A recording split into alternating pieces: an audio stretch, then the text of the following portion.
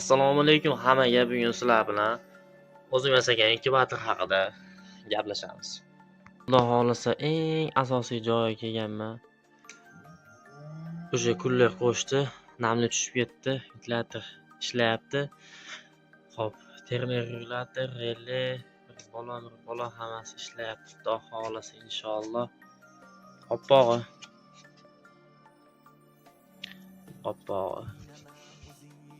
Bunday qilaman.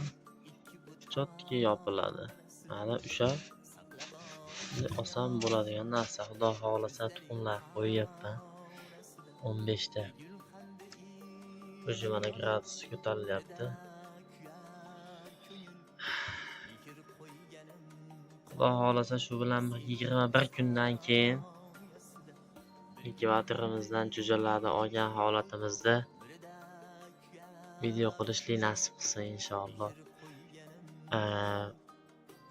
Bu kunlar ancha kutdim.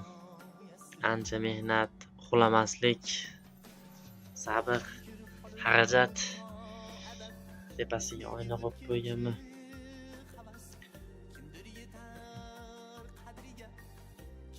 Shunaqa gaplar.